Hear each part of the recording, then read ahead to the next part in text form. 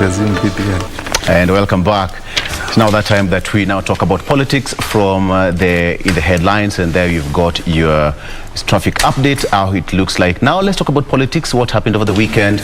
We want to talk about the issue that has been making the headlines for the last few days now, since last week on Sunday. And on the front page of the Daily Nation here, you have got that story. 2022 politics split top church leaders.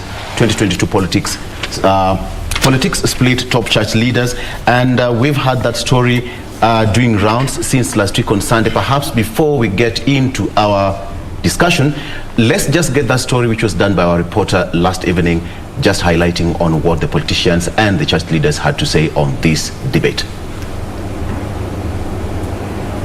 Church of Kenya, Catholic Church followed suit. And now the African Brotherhood Church, ABC, has joined the fray in banning politicians from the pulpit. Political symbolism is the wrong purpose for the century. Ketukanana, si tunafundisha hao watoto tabia mbaya.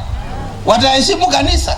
Watafikiria kanisa ni arwangos. Speaking in Mumbuni, Kitui County, ABC Archbishop Timothy Ndambuki said it was time to cleanse the place of worship, adding that the pulpit has been defiled. Na sio kusema ya kwamba kuna wengine wanasema tunasema wanasiasa ni wenye dhambi.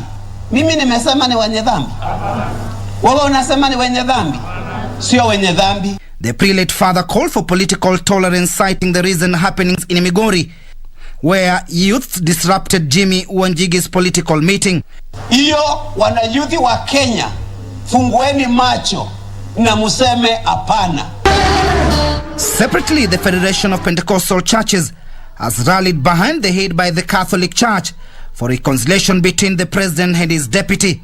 They are here waiting for that reconciliation because it will revive the hopes and aspirations of the Kenyans that we all had when the Jubilee government came in place. This unity of the two will trickle down to the unity of the other people down the grassroots, and it will give us a good roadmap of peace and unity as we move towards the general elections in 2022. Speaking when marking 11-year anniversary in Stewart's Revival Pentecostal Church in Kariobangi, the presiding Bishop Samuel Njiriri says there is need for the two leaders to put their differences aside for the better good of the nation. Tunakaa hata majumbani, tunakaa pamoja, lakini ukifika wakati wa uchaguzi ndio unakuta viongozi ndio wanatutenganisha. Kwa hivyo tunaombea viongozi ambao wanasimama mhubiri amani. Kwa hivyo tuombe ili hata hiyo uhusiano kati ya His Excellency President Uhuru Kenyatta na Mheshimiwa William Ruto naibu wake uweze kurudi kama vile ilikuwa hapo mwanzo. Amen. Hiyo ndio upatanishi ambao tunasema nini? Tunaongelea. The leaders appear to differ with other spiritual leaders who are advocating for politicians to be banned completely to attend churches. Na wale ambao wanasema hatutaki politician, wao wenyewe ndio wanawaita kando. Ni sisi ndio tunawaalika. Kwa hivyo tutaendelea kualika. Tutaendelea kuwaona kwa makanisa, maana ni sisi tunawaalika. Kama siku ya leo tulikuwa tumealika deputy president. Hangekuja hapa kama tukikuwa tumempa huo mwaliko. But we have key roles in growing every person as a faithful steward of the resources that God has given them, politicians included. That's our key mandate. And we cannot teach them to be accountable of those resources unless they... All right. Okay, I think we just have to leave at that particular point. We found the drift of the story and how it's going. We talked about here last week, and now it seems that the church is now split on where to start this particular the debate, because moving forward they're saying they're not going to stop politicians from going to church because they're the same people who invite them. Dr. starting with you. I think, Oloo, if you can remember last week, Oloo, during our discussion, I told you that the best leaders are born in the church. And I also told you that these churches and the politicians are one and the same thing, because most of the politicians or the leadership of this country, they are church choirs. These are members of churches in this country. And in this case, when it comes to politics, they are still politicians even when they are in their respective churches. Yeah. So you cannot stop them. And one thing that I have to remind you, Oloo, going by the establishment of churches in this country, there are those churches which are already established financially. There is no single institutional law which can survive without funding. Yeah. And in this case, we have those churches like the Catholics who have connections both locally and internationally. And they have their resources both internally and internationally. So in this case, those established churches are the ones who are calling for that we must cease to invite the politicians. But if you look at what this excellent the deputy president did over the weekend, in, I don't know whether it was Malaba, it was just Western Kenya, where he went to a church and he donated to some orphanage 300,000 shillings, and on top of it 100 bags of maize, and on top of that 1 million for the church. Now in this case, how many churches can survive without finances in this case?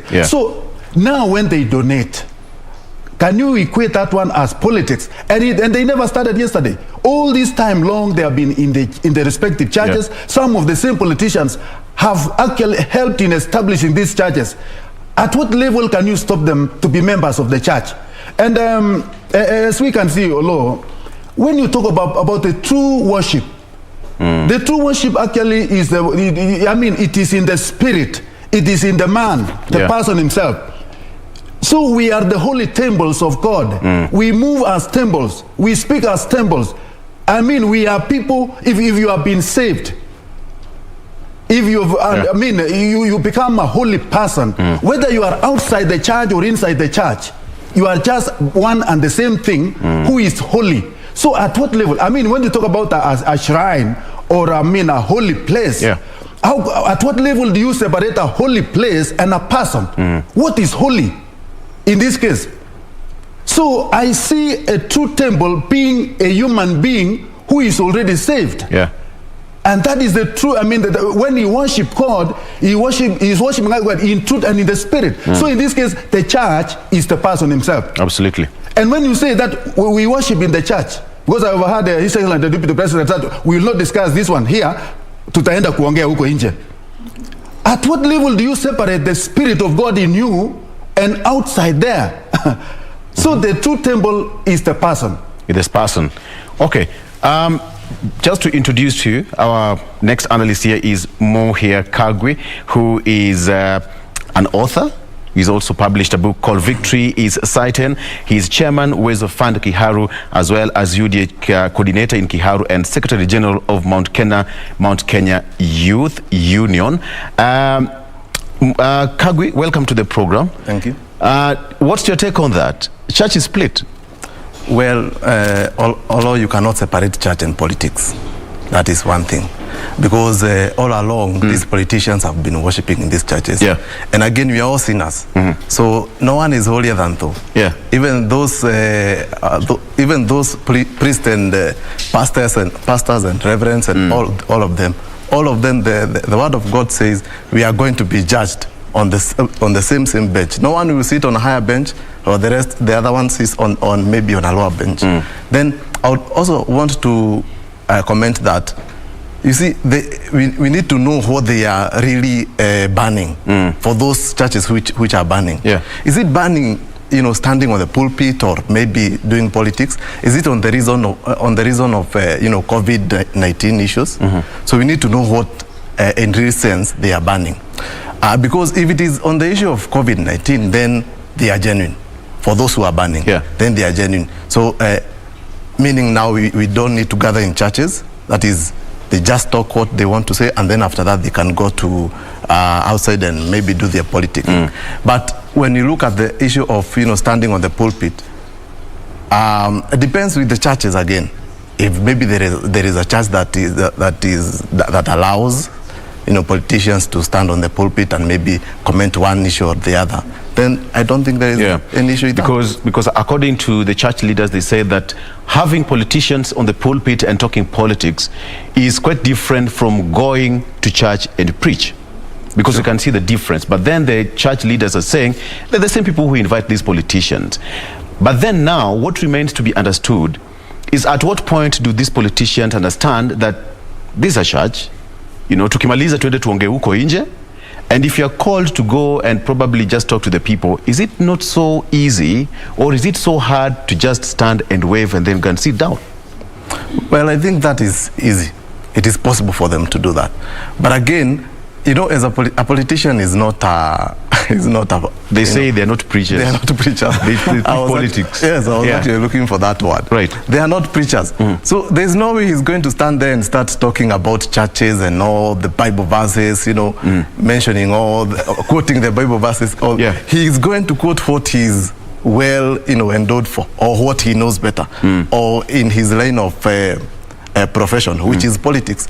So there is no way we are going to expect them to stand on the pulpit and quote the Bible. They are just going to speak politics.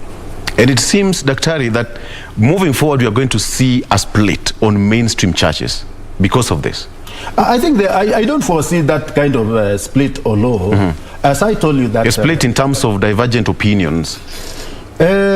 Mostly, if you watch those who are actually proposing that we need to have, especially the Pentecostal churches, who believes in the Spirit or in the work of the Holy Spirit, and who believes also that human beings are the temples of God. They may not bother so much about inviting politicians into their churches. What we need to guide in our churches is where we speak hatred. Of course, the church is a place where people run to for solace, to be blessed, or to be rejuvenated. This is a place where everybody, irrespective of your caliber in the society, go to worship. So when they are invited, as my brother said, if they are economists, they talk things about economics. If they are actually, journalists, they will express things to do with challenges. But what the churches should be actually, they should be advising politicians is that let us not speak anything that will hurt the congregation. Things like hate speech, or you speak to hate your fellow. Now, like we have the competitors who are actually running for presidential races, where you wake up and you start attacking somebody in the church. Of course, that one is an illegality. But whereby you need to have a sober approach. Remember me, come next year, this time when the election comes, I will be in the race. So pray for me, remember me. Those are kind words which everybody can actually speak them out. But in this case, I think the churches must be very categorical on what they want, so that whatever their expression is, they should be kind. They should be very diplomatic, so that they don't even hurt the growing worshippers, or the growing Christians, or Muslims, or the growing Hindus, because we have all these religions coming up together.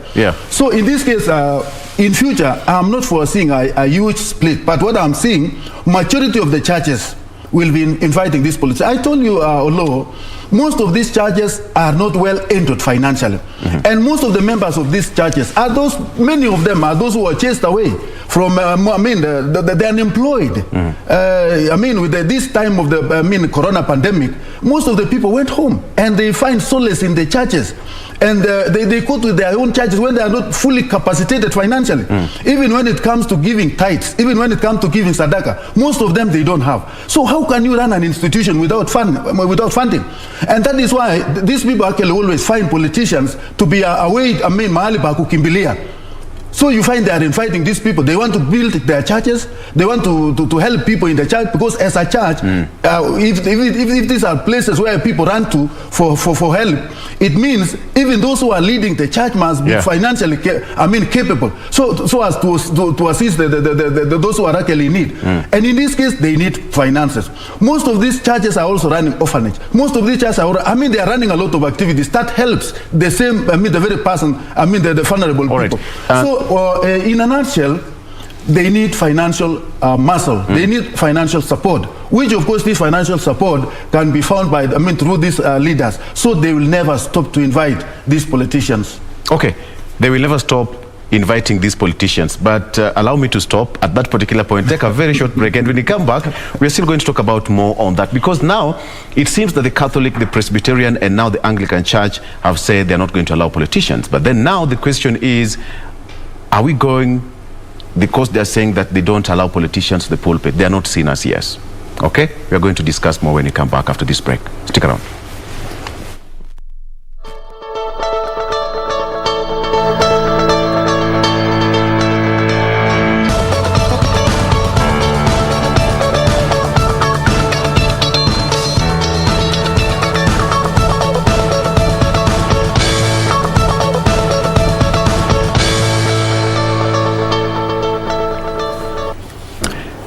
Karibu tena sana. Let's continue with the discussion here. Let's just dissect the issue of church and politics. And before we went on a break, Dr. you talked about it's going to be a bit difficult for church leaders to stop politicians from going to church. But then now, Dr. raised a salient point there that most of these politicians go to church because they are under invitation from the church leaders because of money. I agree. That is very true. Right. Because just like he said, most of these churches are not well financed, or they have challenges in their finances. So they will need people who are going to support them. Yeah. That is why most of them, they have donors from outside country, outside Kenya. And you will see most of these churches, like he mentioned, Pentecostal churches, they are the ones who are going, they are the ones who disagreed with the move to ban politicians in churches because they need these funds. So that is it. And I also want to mention that, you know, the church has the most, and I don't want to be misquoted, but the church has the most sober voters, because when you're talking to this, and ready crowd. Yes, yes. And already organized, seated, calm, collected, talk to them. Kabisa. So these voters are listening to you, they are listening to your issues. So, unlike when you're outside, when you're just, when you talk something and then people just clap for you. Some of them, they don't even understand what you're saying. Some of them are just clapping out of, you know, because the rest are clapping. So the church has the most sober voters. And I don't want to be misquoted. Again, at the same time, you know, there are issues that politicians will not, you know, they must mention. For example, when you talk of the issue of, you know, hiking of fuel, you know, these people who are in churches, some of them or most of them are the ones who are paying these taxes. So these are issues that they need to hear from the politicians. So even if maybe the pastors and the reverends and the priests would want to ban them from talking these issues, the listeners or the followers in the churches want to hear that from them. So it is actually, if a politician maybe can stand there or maybe just wakes up and waves to the crowd and then goes out, actually the followers in the churches will be left like, you know, you see, you know when you used to write a composition or maybe a narrative and then you leave people in suspense. So they'll be left in suspense because they will feel like, you know, this guy does not care about us, because these are the issues that the listeners or the followers want to hear from the politicians. Absolutely. Yes. Doctor, you talked about that issue of the politicians go to church and they're being invited by the church leaders because of money. So let me put it this way. Do you think this is one of the reasons now politicians will say, because I came with 100,000 shillings, now you'll have to give me time to talk? And they have to capitalize on that. At what time, Oloo, can you have invited your own, I mean, you have a visitor whom you officially invited, and then you deny him to talk? I mean, what was the meaning of invitation in the first place? Are you only interested for his money? You should be interested in the person in totality. Whatever he brings to you, mawazo, and then what you'll give. And in this case, Oloo, politicians knows what the church means. They know what is expected of them in their churches. In this case, I have told you that these politicians, they have not been operating in a vacuum.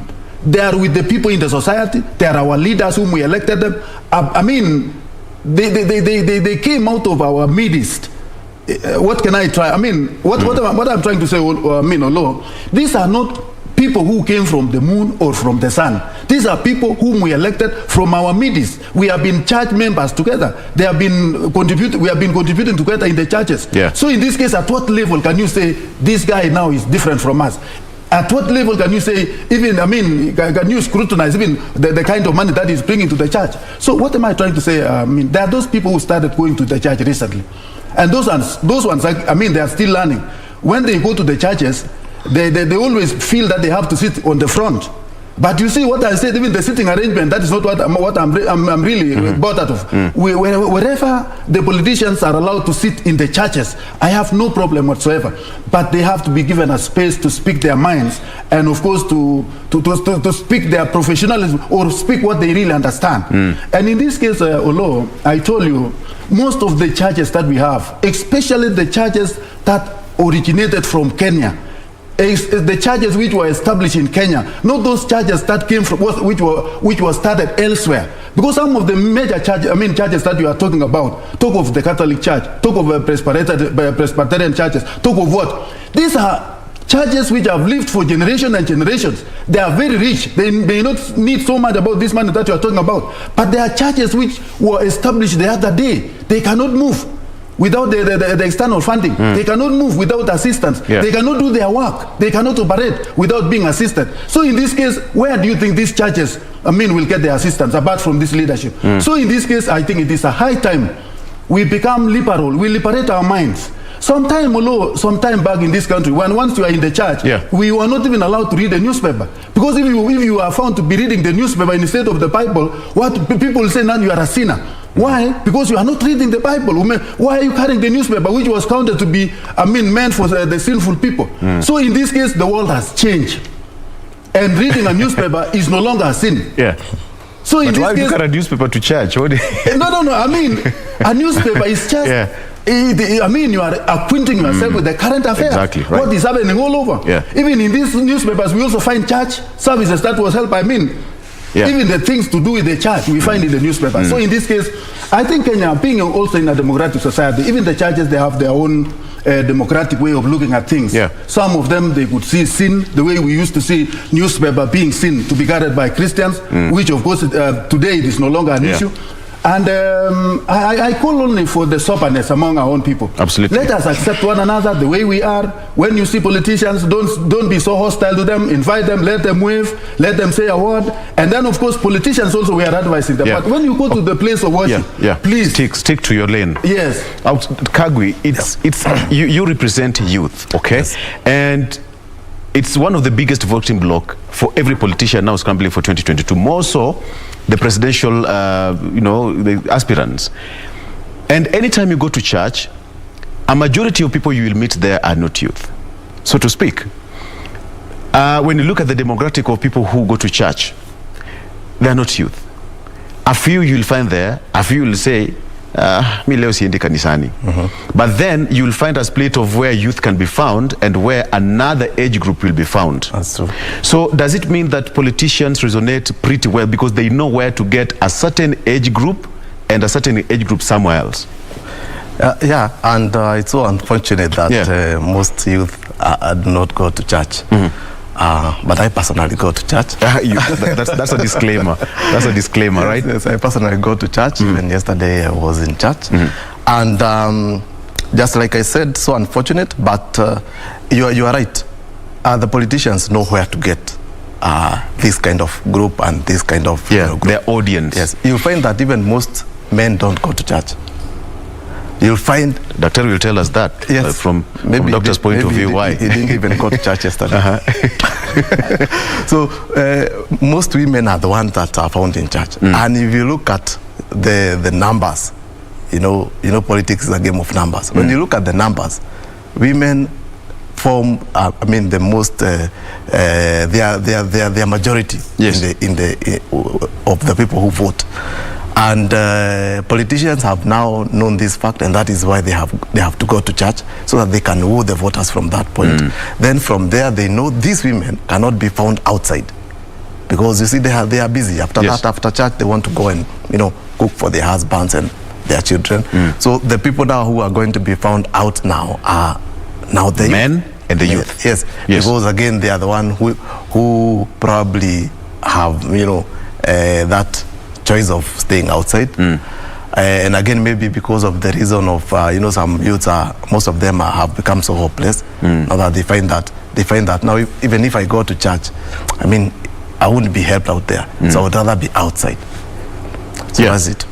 It's a good point, because when you look at the number of people who go to church, you will find a lot of youth. In fact, youth will wait and say, "Mheshimiwa ameingia hapa ndani." Wako nje, they're waiting for him outside, but you will not see them inside waiting to hear the word. Or you'll find them somewhere stuck along the road waiting, ndio huyu ameingia, tusi tunamngoja. But the people who are always in church, the female voters and the women and a few male congregants as well, but then a majority of youth are always outside there. So it's a tactic. It's a plan by the politician. They know where to get their people, right? Yes. Dr. I think let me take this opportunity, Oloo, to congratulate the women of this country. Yeah. They are the ones who are holding this country in prayer. And this country has been able to succeed because of women. You go to every church, majority of those who are worshiping are women. One characteristic that I find in women is that they are very submissive. They are not only submissive to their men, they are also submissive to God. And it is an extraordinary kind of, characteristic. And I can be very, and that is why I'm also, I've told you once, Oloo, that women can also make the best leaders because they are always sober in their handlings. When you see the kind of activities that a women handles, they are a lot, yet they are able to feed their families.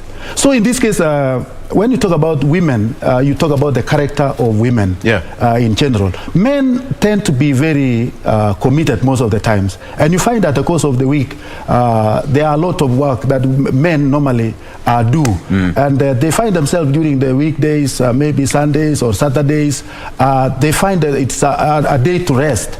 And that is actually a weekend. And to read newspaper. To read a newspaper, and let me go meet a friend. And that is a weakness. I'm also among the victims of those people who, as you said, Oloo, I have to say that one, and so that I can be prayed for. That's a clear confession. No, I have to, because I don't want to lie here, Oloo, that I'm a very frequent church goer. The few people who do not go to church, that's why women go to church and find politicians. Not that I'm not saved, but I'm not a very frequent person. I mean, that is a weakness that somebody must pray for me. And maybe I ask really our women of this country, let us pray for men. It is not only Dr. Rotich who may be facing the same problem, but what I'm really confessing is that you have a big responsibility to pray for men. We want to see our churches having all members, because the only way this country will succeed, Oloo, is when we have people who goes to church, the people who worship God, the people who see, I mean, we can see the future if we are men and women of God. So in this case, Oloo, I mean, mine is just only that our men, our females should really pray for men, that they may get committed even with the things of God. Absolutely. Okay, so let's just leave it at that and hope that moving forward, politicians will always try to get that balance in church. Whenever they go to church, they know when to play politics and when just to commit to church, because they go to church to, to get that, as you put it, solace and consolation and just get the blessings on that particular day. All right.